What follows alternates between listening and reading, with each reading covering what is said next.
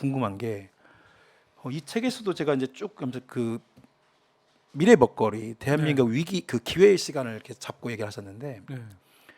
어떻게 이 산업이나 이런 거에 처음에 그 관심을 갖게 된 아니 어떻게 관심을 갖게 된 거였어요 혹시? 저는 원래 뭐 시골에서 자라서 그런지 네. 뭐 그냥 그 자연 환경 자체를 좋아하고요. 근데 근데 이제 그게 그 관심에서 이제 넘어서서 그러니까 이 자연을 파괴하는 현상 자체가 저는 별로 예, 바람직하다고 생각하지 않고 지속 가능한 개발 이런 것들의 문제 의식이 예전부터 있었죠. 이건 학창 시절부터 그냥 약간 정서적으로 갖고 있었던 것 같아요. 그런데 이제 제가 그 미국 유학을 갔을 때 네. 기본적으로 이런 어떤 지향 정서가 있는 사람인데 유학을 갔을 때 그때 이제 그 당시 엘고 전 부통령 예, 그 빌 클린턴 때 같이 이제 예, 파트너가 됐던 예, 환경론자로 유명하죠. 예. 네. 엘고 전 부통령이 이제 기후 변화 위기와 관련해서 그 불편한 진실이라는 책을 썼습니다. 맞아요. 네. 예. 그래서 그 책을 제가 보고 야, 이게 지구 온난화 문제가 생각보다 엄청 심각하네. 예, 이게 단순히 극복되는 게 아니라 전 인류를 위협하는 문제이구나. 그래서 그때 그 책과 그리고 요즘 우리 대학가에서도 그러지만 그런 것들은 뭐 상업적인 영화는 아니니까 뭐 네. 그 영화관에서 잘 개봉되지는 않지만 대학 캠퍼스 같은 데서 이제 그런 상영을 하잖아요. 네, 네, 네. 제가 그때도 이제 그 대학 캠퍼스에서 이제 그 상영회를 가서 봤는데 되게 충격을 받았거든요. 그래서 그때 이제 당시에 제가 유학 비용도 별겸해서 유한 킴벌리에서 이제 지원을 받아서 지구 온난화 관련한 리포트를 그 첫 이제 학기 마치고 여름 내내 이제 그 리포트를 썼죠. 전공을 공공정치학과 하지 않으셨어요? 공공 정책인데 네. 그 중에서도 이제 제가 그쪽으로도 상당히 관심을 가진 거죠. 아, 어쨌거나 그렇죠. 환경 정책이라고 볼 수 있으니까. 그렇죠. 그래서 그 케네디 스쿨 거기서 그렇게 하신 거죠? 네네. 이번에 그래서 윤석열 대통령이 거기서 연설을 했다고 또 언제요? 이번에 미국 가가지고 케네디 스쿨에서 했잖아요. 근데 진짜 그거 가지고 엄청나게 케네디 스쿨은 사실 뭐 전 세계 그 정치적인 리더들이 예. 그 케네디 스쿨 안에 포럼이라는 데가 있는데 예. 거기서 이제 그 전 세계 유명한 뭐 정치적 리더들이 와서 연설 많이 하죠. 예. 예. 그러니까, 예. 제가 있을 때도 뭐 박근혜 당시 대통령 후보, 예, 경선 후보가 와서 연설도 하고 갔었는데 네.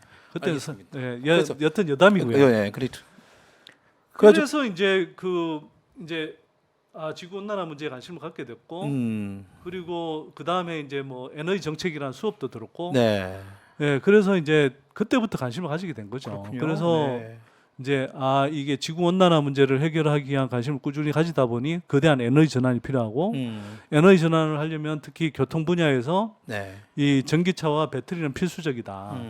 이런 이제 판단을 한 거고 그래서 제가 2015년에 쓴 책 그 선대인의 빅픽처. 빅픽처. 예, 그 책을 그다음에 또 보면 일과 미래도 있고 그렇잖아요. 일의 미래. 일의 예, 미래. 그게 2017년에 나온 책이고요. 2015년에 나온 책 거기에도 보면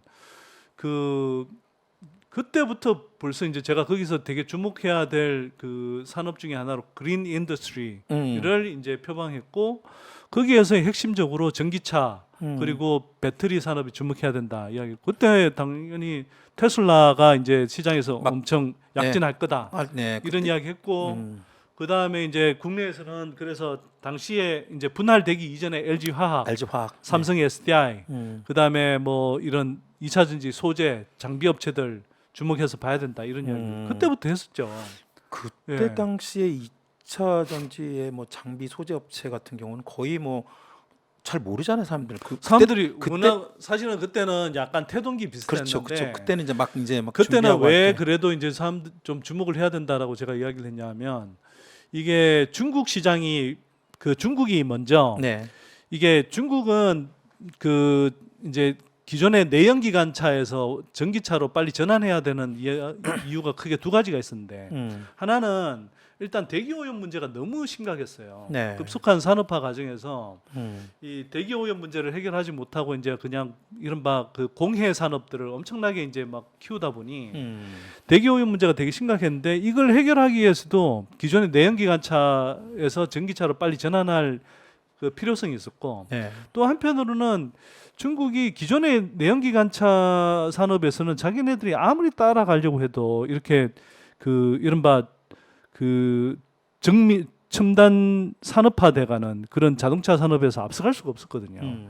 그래서 내연기관차는 버리고 전기차로 빨리 우리가 먼저 전환해가자. 네. 이런 흐름이 있었던 거죠. 그래서 이제 그게 그 무렵에 이미 중국 제조 2025라는 맞아요. 이제 네. 비전을 내걸고 그 중에 이제 굉장히 큰 부분이 전기차를 이제 그 빨리 육성하겠다 이런 거였는데 그러다 보니 이제 그 당시 처음에는 중국 시장이 그래도 한국 배터리 산업에도 상당한 좀 기회가 될 거라고 생각을 하고 네.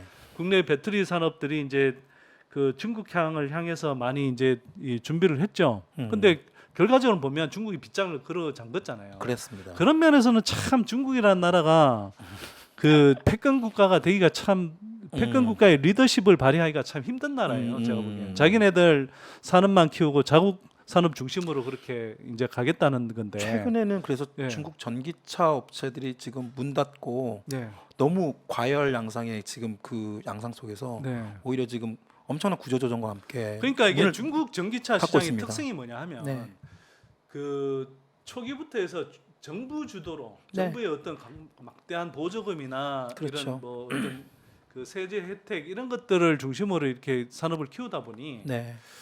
중국이 이제 산업을 키워가는 과정이 사실 대체로 좀 그렇거든요. 그렇습니다. 그러다 보니 그리고 이제 워낙 광활한 영토에서 이제 뭐 13억이 넘는 그런 인구가 웬만큼 수요를 받쳐주기 때문에 네. 시장 규모를 만들어주기 때문에 사실은 중국 정부가 어떤 방향으로 쭉 가면 웬만큼 이렇게 그 시장이 성장하죠. 맞습니다. 산업이 성장하고. 네.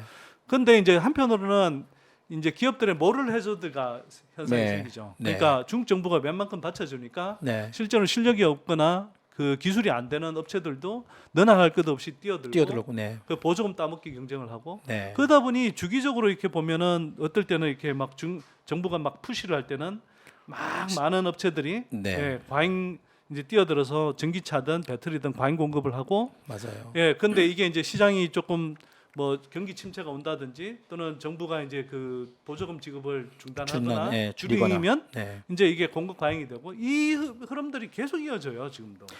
그래서 지금 최근에 이런 중국 전기차 시장 배터리 이 부분과 지금 그 소장님께서 계속 얘기하고 계신 네. 국내 배터리 산업과의 여러 가지 그런 이상한 네. 그 내용의 그 금융시장의 갈등 이런 게 있잖아요. 국내 네, 국내 네. 금융시장 안에서 저는 이 부분이 굉장히 왜냐면 이게 지금 올 상반기 금융시장 내지는 그 주식시장에 지금 개미 투자자들이 우리나라 같은 경우에 벌써 삼성전자만 600만 명이에요. 네. 삼성전자 주식 갖고 있는 투자자들만 거의 1,000만 명이 넘는 분들이 어떻게 보면 진짜 시민들이 사실상 이제 투자자에 네. 계신데 굉장히 중요하고 금융시장이 이게 중요한데 지금 최근에 이제 저희 뭐 독자분도 아시겠지만 선대인 소장하고 이미 좀 논란이 됐던 뭐 박순혁 전 예. 금양 홍보이사님 뭐 계시지만 막 금융민주화의 어떤 그런 어떤 뭐라고 할까 뭐 깃발을 들고 지금 맨 앞에 그리고 그 아래에는 수백만의 우리 개미 투자자분들이 막 네. 그 계신 것 같아요. 근데 이걸 어떻게 보세요? 지금 아까 왜냐하면 중국 시장과 약간 연계된 부분도 있고 이것이 이제 국내 금융 시장의 약간 그런 이해관계 그리고 어떤 그 신뢰 문제인 것 같기도 하고요. 네. 저는 뭐 일단 결론부터 말씀드리면 국내 증권사들이 자신들의 이해관계 때문에 네. 예, 국내 배터리 산업을 의도적으로 폄하하는 경향이 상당히 강했다. 예, 그리고 거꾸로 한편으로는 2차 전지 섹터 안에서도 저희가 볼 때는 투자 가치가 그렇게 높지 않은 예, 그럼에도 불구하고 자기네들이 뭐 예를 들어서 뭐 그 공모주 상장할 때 뭐 그렇게 이제 띄웠다거나 자기네들 주관사가 됐던 또는 안 그러면 프리 IPO 단계에서 이제 뭐 이제 자금이 들어가서 네. 지분을 갖고 있다든지 뭐 아니면 그 동안에 이제 뭐 각종 뭐 CB라든지 BW라고 하는 그런 이 방식으로 그 자기네들의 숨은 지분들이 많이 들어가 있는 이런 기업들을 의도적으로 띄우면서 정말 한국의 향후 20년, 30년 미래 먹거리가 될 수 있는 이 한국의 정말 주요한 좋은 기업들, 네. 특히 2차 전지 안에서 그런 기업들은 오히려 폄하하고 또 네. 한편으로는 자기네들이 그 밀고 있는 뭐 차이나 저 2차 전지 ETF 같은 네. 거, 그 다음에 또 자기네들이 수수료 수입이 훨씬 많이 생기는 뭐 테슬라 같은 네. 이런 이제 그 기업들은 띄우면서 한국의 2차 전지 산업은 의도적으로 깎아내리거나 폄하하는 그런 편향이 너무 강하다. 네. 그래서 이런 것들이 결국은 그 사람들의 판단을 오도하고 네. 그래서 투자자로서 많은 사람들이 사실은 누릴 수 있는 수익을 누리지 못하고 또 한편으로 한국 이게 산업을 이게 성장과 동행하면서 많은 사람들이 경제적으로 안정된 노후를 누릴 수 있는 기회들을 자신들의 어떤 이해관계 때문에 박탈하는 이런 현상이 만연해 있다고 생각하는 거고요. 네. 그래서 저도 사실은 이제 뭐 저는 그 이런 부분에 관련해서 어느 정도 문제 의식은 갖고 있었지만 제가 뭐 솔직히 말씀드려서 부동산 문제 관련해서 하도 막 욕을 얻어먹는데 저 혼자 치고 나가다가 아무도 옆에 도와주는 사람도 없고 저 혼자 뭐 온갖 동네북이 돼서 이제 이 욕먹 조리 돌림 당하는 경험도 해봤고 또 한편으로는 이게 그 정부나 정치권이 이게 제대로 뭐 역할을 하지 않는 그리고 왜 그렇게 하지 않는지 이 구조도 알게 된 사람이다 보니 그냥 저희 회원들한테 그냥 좋은 기업들 소개해주고 그냥 우리 회원들하고 이제 알콩달콩 지내면서 그분들 그 제가 아는 그분들이나 네. 저희 회원이 된 분들이나 그런 사람을 도와주는 그게 좀 보람을 느끼고 있었는데 네. 갑자기 이제 배터리 아저씨란 분이 딱 등장한 거죠. 네. 잠깐만 저기 네. 저희 댓글에 네. 제가 아까 말 실수를 해가지고 개미 네. 투자자라고 해가지고 네. 개인 투자자 네. 정정하겠습니다. 죄송합니다. 600만 개인 투자자분들입니다. 이거 쉽게 그냥 하다가 사실은 그게 네. 그렇죠. 우리가 이제 뭐 그 은연중에 그런 그 잘못된 프레임을 네. 반영한 그런 표현들을 자꾸 쓰게 되는데 네. 저도 사실 뭐 자유롭진 않죠. 그러니까 뭐 가능하면 개인 투자자 이렇게 표현하는 게 네. 맞는 것 같긴 하고요. 죄송합니다. 예, 여튼 근데 이제 배터리 아저씨가 짠 등장했잖아요. 그 배터리 아저씨를 소장님이 또 등장시키셨잖아요. 뭐 KBS 9시 뉴스에도 나오시고 그랬던데 제가 그거 봤어요. 근데 아니 근데 KBS는 저 선대인 TV가 화면 제공했다고 맞아요, 그랬는데 맞아요. 화면 제공하지 않았거든요. 진짜 KBS는 사과해야 됩니다. 이거 제가 지금 바빠서 아직 정식 요구를 못 하고 있는데 그러니까 하여튼 제가 하여튼 정식 요구할 거고요. 근데 네. 이제 사실은 그 지난해 여름에 그 금양이라는 회사에 이제 탐방을 갔다가 박순혁 전 이사님을 처음 만났는데 네. 이분이 그 2차 전지 산업에 대한 식견이 상당히 있더라고요. 음. 그래서 제가 아니 저만 좋다 할 게 아니고 뭐 저랑 같이 좋다 할 사람이 있어야 된다고 생각해서 저희 유튜브 방송에 모셨는데 이분이 이제 그 이분이 어찌 보면 그 이제 정권가 경험도 오래 있으시니까 그렇죠. 네. 이 정권가에서 어떤 식으로 이렇게 사심과 편견 때문에 네. 개인 투자자들의 어떤 좋은 수익의 기회를 박탈해가면서 자기네들 이익을 도모하는 방향으로 리포트도 내고 뭐 공매도 때리고 하는 이런 구조들을 사람들한테 잘 설명한 거고 또 그 사람이 제가 볼 때는요. 이 양반은 진짜 제가 볼 때 이 양반이라고 표현하면 좀 하여튼 이분은 제가 이렇게 워낙 저 친하게 지내다 보니 이 양반을 했는데 이분은 제가 볼 때 거의 연예인급 어떤 그 대중들한테 호소하는 능력이 그 연예인급이에요. 제가 볼 때. 그러니까요. 제가 옆에서도 봤지만. 네. 근데 뭐 솔직히는 제가 이렇게 위험한 분인지 몰랐죠.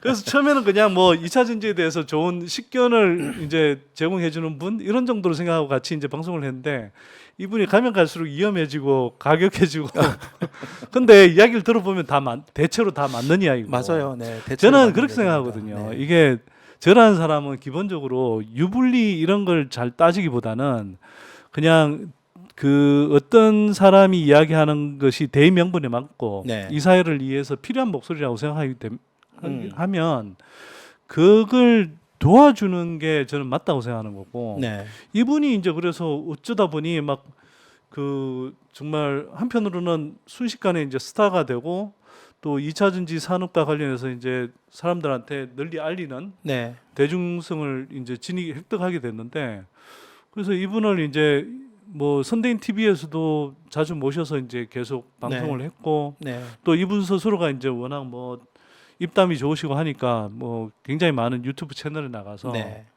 예, 이야기하다 보니 그렇게 됐고 그런데 이제 그분이 또 한편으로는 제가 볼 때는 이제 기존의 여의도 기득권 세력들을 네.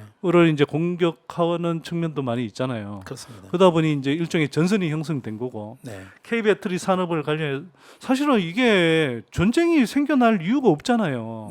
아니 같은 다 한국 사람이니까 한국의 산업이 성장하는 것이 좋고 네. 그리고 이게 한국의 산업만 성장한 게 아니라 한국의 산업이 성장하면 우리가 안 그래도 인구 구조 측면이라든지 여러 가지 측면에서 저성장 궤도로 갈 가능성이 높은데 이게 2차 전지 산업 하나가 제대로 성장하면 이런 저성장의 궤도도 상당 부분 바꿀 수 있다고 저는 네. 생각하거든요. 네. 그러면 이 과정에서 얼마나 많은 사람들이 혜택을 누리겠어요. 음. 그 산업의 어떤 종사자로서 네. 또는 한편으로는 투자자로서 네.